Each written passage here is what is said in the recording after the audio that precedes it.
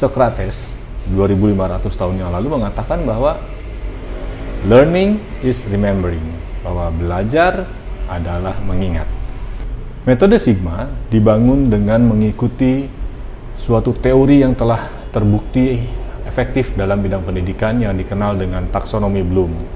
Taksonomi Bloom ini disusun oleh seorang profesor ahli pendidikan dari Amerika Serikat, Profesor Bloom, yang dia mengidentifikasi ada 6 tahapan dalam belajar. Dimulai dari yang paling bawah, apa? Remembering. Tahap yang paling mendasar, yang paling utama adalah tahap mengingat.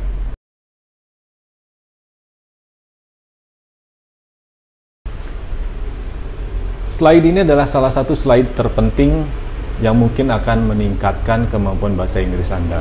Dan saya yakin bahwa dengan melihat slide ini Anda akan memiliki kemampuan untuk mengingat 15 tenses dengan sangat cepat. Bagaimana penjelasan dari slide ini? Jika dilihat pada slide ini, Anda bisa lihat bahwa ada baris dan kolom.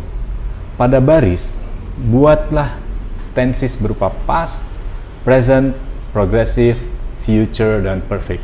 Sementara pada kolomnya, ya, itu ada konsensus, kemudian simple, past, progressive, dengan future. Apa maksudnya? Konsensus itu adalah suatu rumusan, ya, suatu ketentuan yang harus diikuti setiap kali kita membuat tenses ini.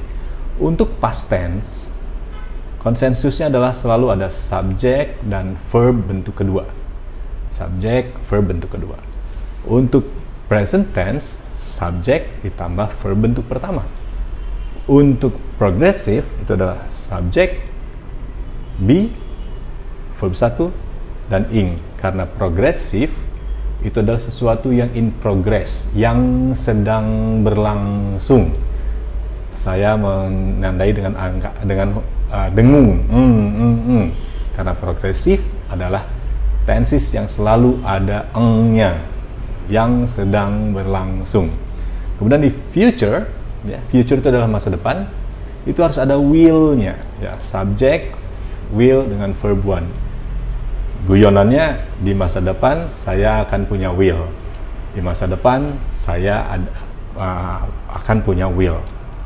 Subject, will, verb 1.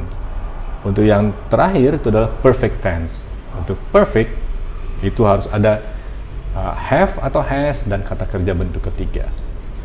Ke bawahnya adalah kolom. Kolomnya adalah simple, past, progressive dengan future. Ketika simple ketemu dengan past, maka rumusannya adalah subjek tambah verb bentuk kedua. Contohnya adalah he ate an apple. Ia memakan apel yesterday, hari kemarin. Kata kerjanya bentuk kedua, ate.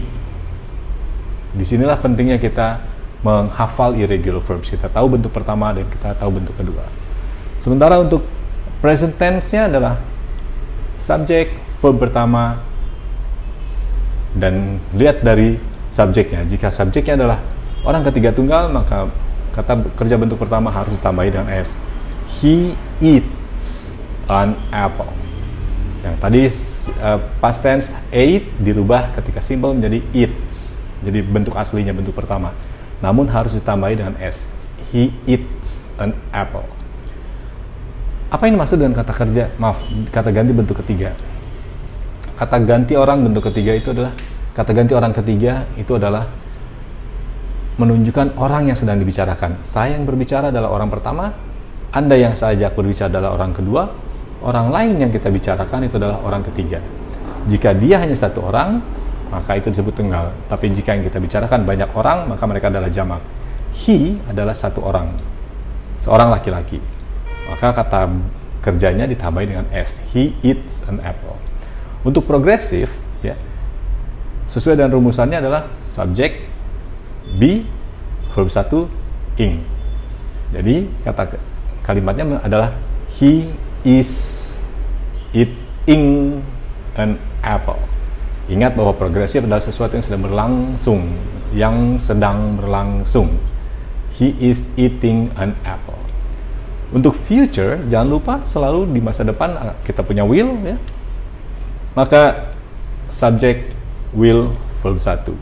I will eat an apple. He will eat an apple. Untuk perfect tense, ada kata kerja bentuk ketiga dan didahului oleh have atau has. He has eaten an apple. Dan ini berlaku untuk kolom berikutnya dengan memperhatikan bahwa jika dia past, maka selalu harus ada bentuk kedua. Jika dia progresif, maka harus ada verb tambah ing. Jika dia future, harus selalu ada will. Dengan Anda menghafalkan, dengan Anda mempelajari slide ini, insya Allah itu akan sangat memudahkan bagi Anda untuk menguasai 15 jenis tenses yang berbeda. Namun ke-15 tenses itu juga tidak selalu sering ditemukan, ya. Hanya beberapa saja yang paling penting, seperti yang ada di tabel ini. Ada sekitar 11 tenses yang paling sering Anda temukan di dalam soal-soal bahasa Inggris. Kalau Anda sudah menguasai ke-11 tenses ini, itu akan sangat memudahkan Anda dalam mengerjakan berbagai tes bahasa Inggris.